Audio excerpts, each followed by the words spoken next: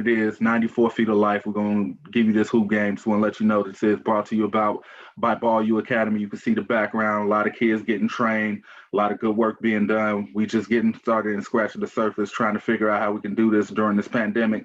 But please believe it will not stop. So we're about to go ahead and get started with this show. Let me swing this quick to Big Shot Ron, your favorite point guard. Talk to the people. Today, I'm not only the point guard, I'm the hoop concierge. And for those of y'all who work in the hospitality game, you know what a concierge is.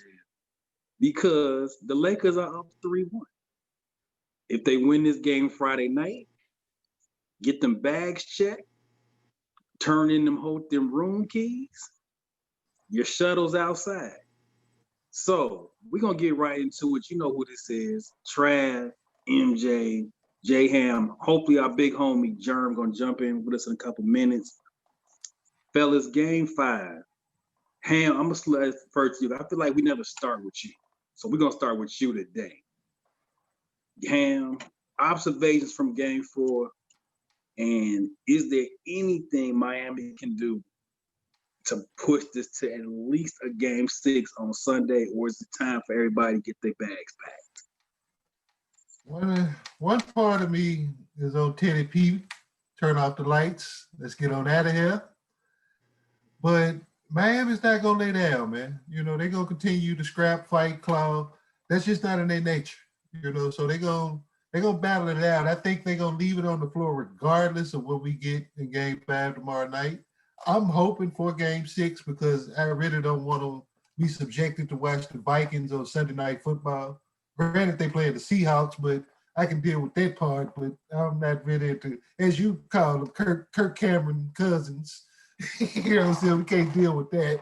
But the Lakers just, you know, the cachet of their championship, LeBron, the cast that's been there that's done it. It's time. It's time for them to go ahead, get home, get back to their people. Just keep it rocking, man. Trav, I'm swinging up your way. Skip pass. Hey, man, like I was telling y'all last time, they finna close this thing out, man. Finna close it out. Miami is not gonna lay down. I mean, we already see the grittiness of that team. We see how they get down. But when it's all said and done, man, when folks finna put on it all black, the Midnight Laker jerseys, the Lakers have number 8/24 to play for. That's the biggest motivation that the Lakers have on their side, man. I think they're gonna put it away, man. I said 5 or 6 games, 5 games. That's what it's looking like right now. They don't lose in that black, man. And folks, like, they got too much to play for. I'm gonna swing this back to MJ quick because for the laboratory side of things, and I'm gonna definitely, this is why I want to talk to him, is because I don't think Spoelstra has done a bad job in this series. No. I don't think there's even, because you know we like to do the blame thing because that's what we do best in America. I can't even look at anybody in Miami and say, you ain't playing good. You ain't playing good. I don't even think that's the case. I just think this is as simple as they have 2 all-time great players, one of whom is in year 17 and still playing like he's in his all the way prime. And then you had Anthony Davis, who is actually in his prime at the same time. And I think sometimes it's just as simple as that. MJ, lab guy, X and O guy. Have you seen anything where you could say, hey, maybe Miami could have done this a little different, or is this as is this as simple as I'm making it? No, it's as simple as you making it, mainly because there isn't a matchup for the 2 best players on the Lakers squad that Miami can neutralize. They did a great job of incorporating the team concept in which not letting guys get the ball, taking them away from certain spots, mixing up the coverages. They did a great job of that. Even when they ran their offense, they did a great job of keeping Anthony Davis away from the play to try to bore him or at least get him in early foul trouble when the rotations come and he has to be late on the rotation because they're keeping him away. They've done everything that you could do. The problem is because the Lakers have the bigger advantage when it comes to size, skill, agility. All they have to do is just focus and lock in, and it's really nothing you can do to stop them. So Miami has to play perfect basketball, which is hard to do. And even when they play perfect basketball, the Lakers are still probably 4 to 6 points better when they play perfect basketball. And the Lakers ain't even turned up. So it's just one of them things in which it's a half, not game. It's always been a half, not game. I know all of you guys probably like the underdog movies. The NBA is not an underdog movie. Usually what you see is what you get. It's what it is. This ain't Mighty Ducks. You know what I'm saying? It's not Mighty Ducks out here. Ham, I'm gonna kick this back over to you. You know, the next we're gonna do a little bit of meatball conversation real quick because this series about to be over. So we can get a little meatball with it. Anthony Davis or LeBron? This to me this is really the only thing to watch on Friday night. Which one is gonna get this? Which one is gonna get these Finals MVP trophies?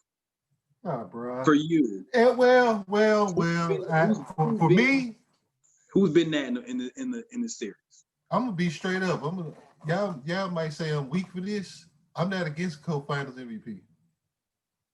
If it's got substantial weight, I'm not against it. I'm cool with it. I thought that we were gonna get that in 18 with Steph and Kevin because they both had substantial claims. I felt Kevin had the 40 piece in the game winner and the triple double in the end, and Steph went for 30, I think, in 3 of those games of the sweep, but they gave it to Kevin. Okay, cool, no problem. In this case, when I factor in the bubble itself, AD been a monster. He had some nights where he kind of were weird by our standards. He's pedestrian. Come on, man. Dude still like 22-8, 3-4 blocks, you know what I'm saying? Step back jumpers, killer stuff. And then LeBron is LeBron. We don't even got to say much for him. It's just he been rolling out of bed getting 27, 7, and 6, 16, 17 years. For this series, for right now, I'm not against them. Like I said, I'm not opposed to the idea of sharing the award, but tomorrow night will pretty much determine one way or the other which way it's going. Whoever has the shine, I guess, will be where it flows. Big Blue Nation up there in that corner, my man Trav, Anthony Davis has been, as Ham talked about, has been tremendous. Where does this for you? Now I know this is gonna be real hard to take the Big Blue Nation out of this. So just try, just play along with this for a second. Anthony Davis, certified best 2 players in the world, best 4 in the world. Where is he at? If this top goes 5. the way we think it goes. He's top 5. He's top 5. Top 5. Not 4, top 5. If you want to put the accolades out there, he's done it all in college. He's doing it all here in the pros. He's doing it all, man. He's a top 5 player in the NBA. He's healthy. A lot of injuries that he would have sat down on, he hadn't sat down. He's played. He's a top 5 ball player in this league today, hands down. Big Blue Nation, man. Big Blue Nation. Big Blue Nation. I know he had to get that in there. MJ, we always talk about AD, we talk about LeBron. But for me, and I'm gonna get your take on this. There's been like 2 guys on the Lakers who I give it up to. The first one is my boy, Smokey Byron Scott. Yeah. KCP. AKA KCP. Now, obviously, he ain't averaged 20 points like Byron. I know people hear Byron Scott and they get whatever. But KCP has been really solid in these 4 games. And to be fair, to be absolutely fair, he is to me, and the second guy, who to me now has become Chris Bosh, Kevin Love Jr. in a lot of ways, is Kyle Kuzma. Huh. Has Kyle Kuzma been the 15, 17 points a game he was pre-LeBron? No. Has Kyle Kuzma hurt them in this series? No, he's not. And to me, the last two games, he has shot the ball a lot better. He's never going to be Dennis Rodman on the defensive end, but he's not missing assignments. He's where he's supposed to be. So just talk about MJ, those two guys, and maybe some other guys on the Lakers that who are not really, who maybe not getting the plaudits that LeBron, AD get, but you like, hey, that dude played very well. Well, with the role players, what a lot of people got to understand is it's not the same role as it was back in 2000, 2001, when you were able to play defense and you couldn't zone for the most part. You had to either commit to a double team or let the one-on-one happen, which means if you got two people on one team that demands a double team, you got three people open, those shots are easier to take because you have more airspace to be able to release and get it off. It's almost like shooting over a chair, so to speak. As of right now, because you can zone, because you can play the in-between game and you can bluff and recover, and it's not illegal as long as you're not in the paint, these windows of opportunity are not the same. So these shots that Caldwell Pope are hitting, these shots that Kuzma's hitting, the shots that Rondo's hitting, Caruso, all of these guys are making these shots. Usually it's a hand somewhere in the vicinity of their face, which changes the game. So these aren't the same role players, the same others that we're thinking of, which is like, all you got to do is make your shot. No, these some difficult shots in real time going speed. So I got to salute them and tip my hat off. You mentioned KCP, you mentioned Kuzma. For me, it's Rondo. Hands down. Just the way he's controlled the game, just the way he has been able to give the ball to AD when LeBron is not in the game and make sure he touches it in spots that he wants to touch it. I don't think people understand the value of that. There's only one big man that I have seen personally, traditional big, I should say, that I've seen personally that pretty much won by himself, and that was Hakeem Olajuwon. Everybody else needed a guard. They needed a point guard, they needed a wing, they needed somebody to be able to do the creativity to keep them free. AD giving them that creativity. I mean, LeBron being able to provide that creativity, he's been doing it for 17 years of his life, makes it simple for AD to be AD. So it's not that AD was never great or never a top five player. It's just as a big, if you don't got guys who's going to get you the ball in those spots early and often and be able to keep you off of you, you're only going to look so great. So salute to all of the role players that's making those contested shots. Salute to LeBron for being able to do what he's been doing for the last 17 years, one of the greatest players of all time. And salute to AD for being himself. What Rondo did in Game 4, this is, I'm sure for those who coach, MJ's a trainer, Rondo scored 2 points in Game 4. But how many loose balls does he get to?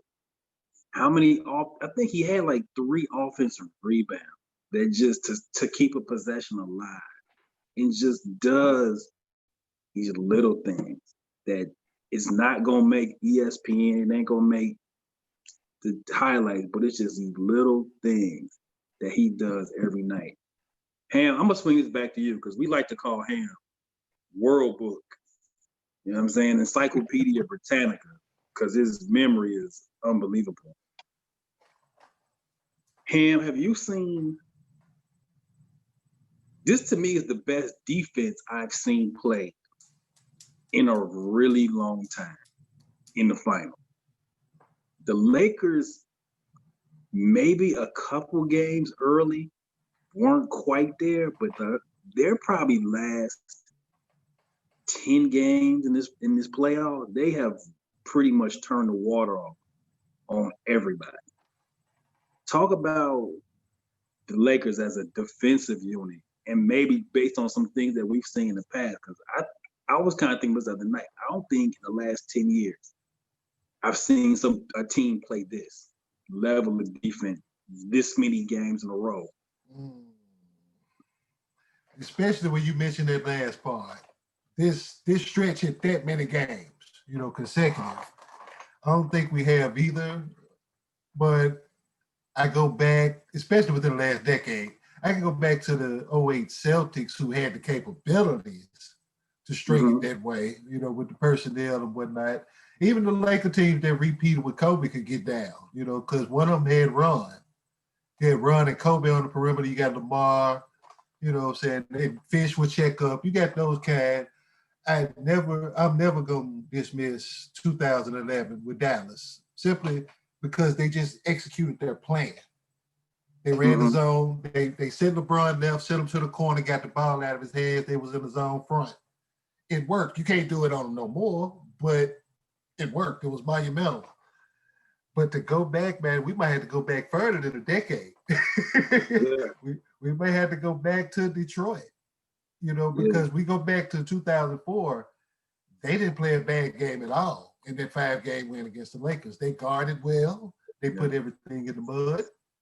The one game that they got away from them, it took an amazing shot by Kobe, and Kobe to take over overtime after they got deflated. And the water in LA was literally cut after that. So that's probably the one where I would stop at, is 2004. Outside of that 05 rock fight that we had with San Antonio and Detroit. Yeah, that was who gonna play the ugliest for 4 to 6 minutes, and then let's get a bucket in games 5 through 7 to make it tight, because the first 4 games were straight 20-point wins. And it was like, if you getting blowed out in the finals and you ain't scoring number 60 and they got 80. Right. Great. I remember that. Rock fight, but that's a good question, man. And I don't think we've seen much different. I think Trey, I'm gonna bring it back to you. I think you watch Miami drive to the basket, and you can tell they just see things that ain't there. What in particular? Remember when Tyler had the breakaway and AD was coming behind him, and he's trying to switch hands, like, you straight panic, Chief. But I can understand because look who you had coming behind you. But you got to dump it. You got to finish it. Yeah, Tyler, it is as good as Jimmy's been in these 4 games. You watch the game 4, he goes to the basket, and it's not quite the little. It ain't quite because he thinking somebody there. He throwing that shit backwards. Sorry for my language. He throwing it backwards. I ain't never seen anything like that in my life. Like ever. Like it's video game. Like, you know how you push the wrong button in a video game when you're trying to lay it up? That's what it looks like. Like, no, it ain't box. You gotta take the R2 down because you can't shoot now.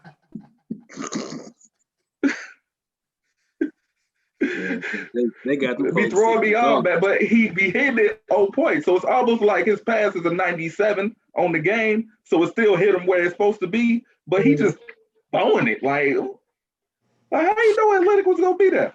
That has to be practice. Yeah. That has to be. So sorry to cut you off, but I had to say that because I'm like, it was getting ridiculous to the point. I'm like, no, now you turn it down layups, but the intimidation, I can't be mad at them. You got 3 dudes playing at the top of the square. Right. At the very top.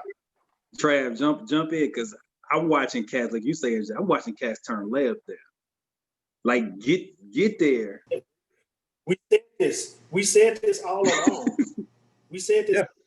The difference in between this series is that they got 3 players on the court just about at all times that's going to challenge everything into their rack. Unlike the Boston series, they was getting to the rack. Tyler Hero threw one to Jesus and it went in. Jesus dunked it too. That floater, he threw that. He threw a floater. It touched Jesus and it went in. So it's just the athleticism, the bodies. They got these guys spooked. They got them somewhere spooked getting to that rack, man. Hey, man, we the same, man. Hit the notification, man. We coming, man. We telling y'all everything that's been going down. And it's going down. On the contrary, I got some little Nostradamus in us. We can kind of see the future. So let me go ahead and put my Nostradamus hat and talk to my kids right now that are in my background that I train on a regular basis.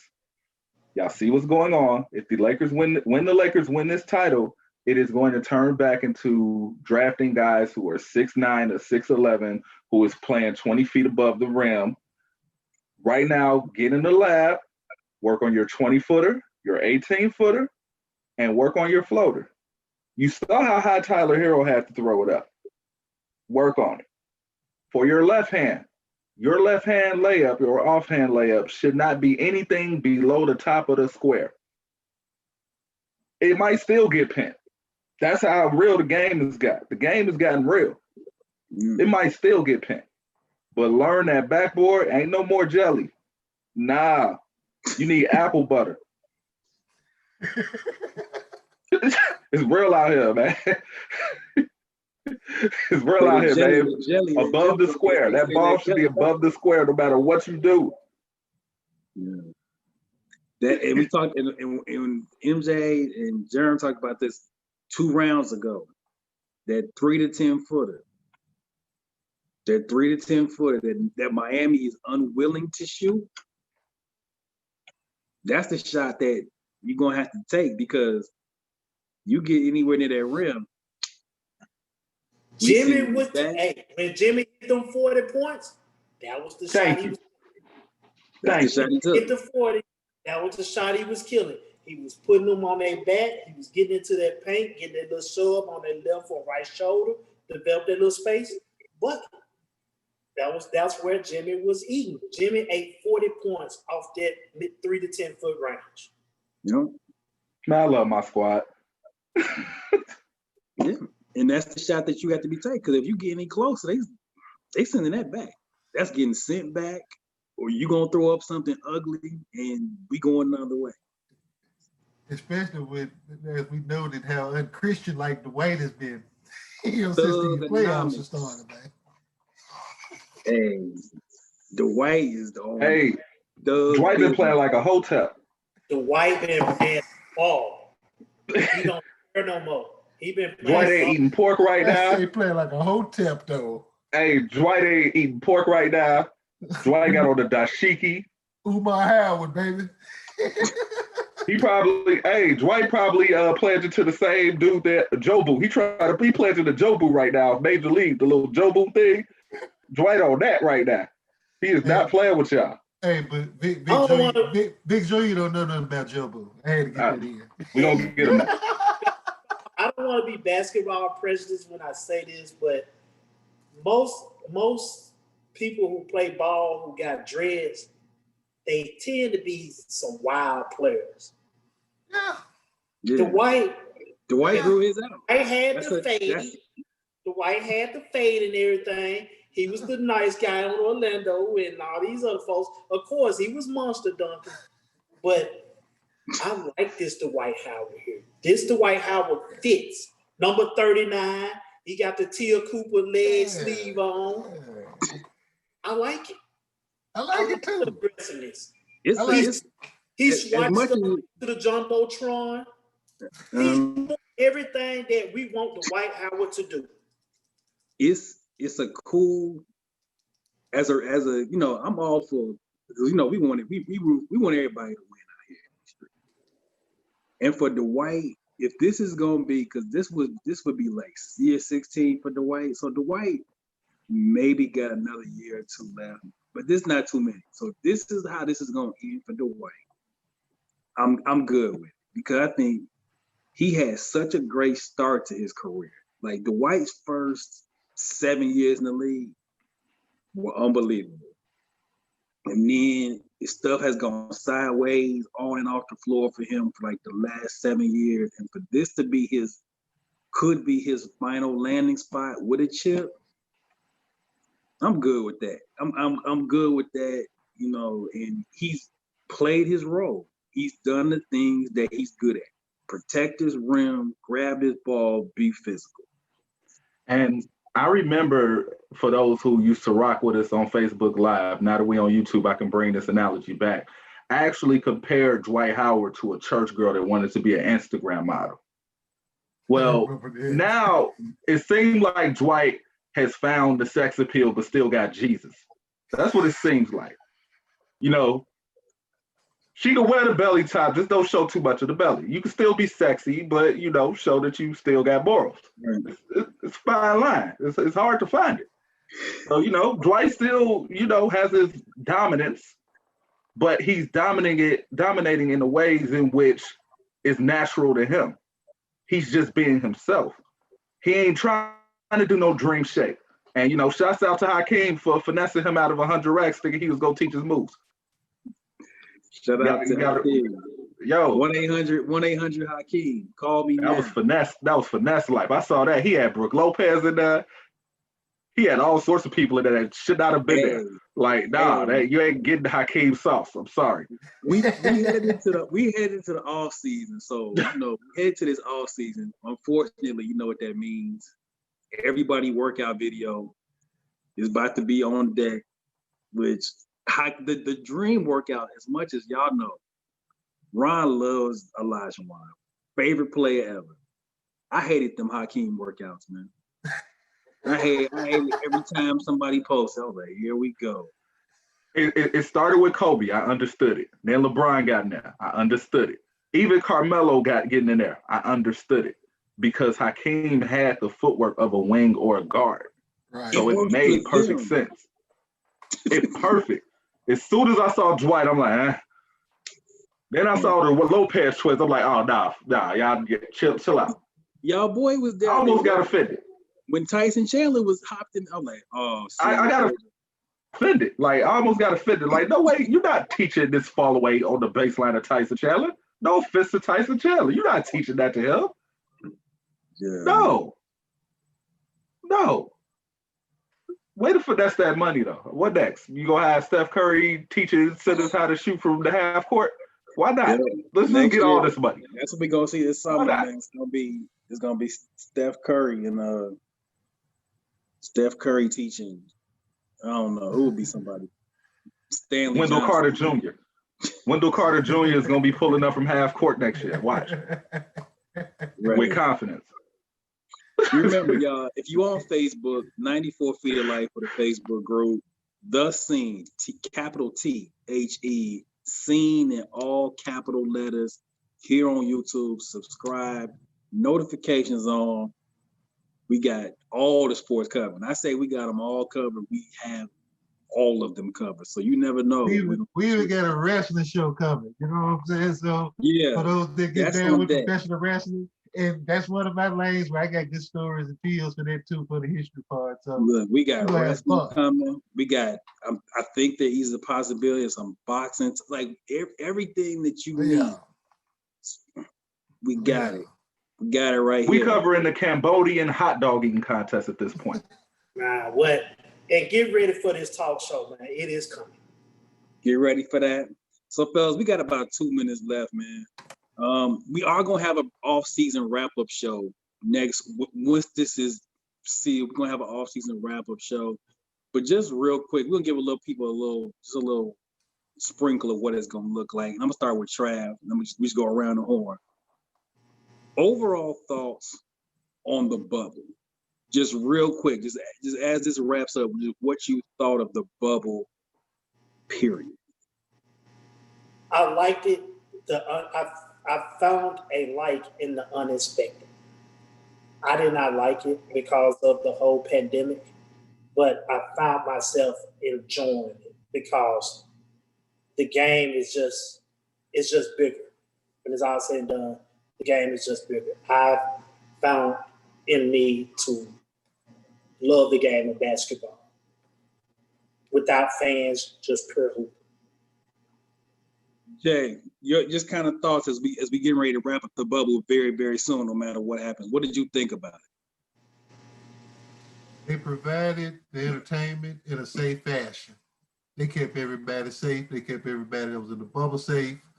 Unlike these other sports, you know what I'm saying, messing the game up and everything, and they delivered. You know, they delivered some monumental moments. We're not gonna forget Donovan Mitchell and Jamal Murray.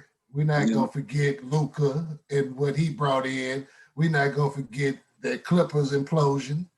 We're not gonna forget none of this stuff with Milwaukee, Miami, all of them. You know, even my hometown guys, they left it on the floor in the play-in game. John did his thing. Absolutely. I think he went for like 30.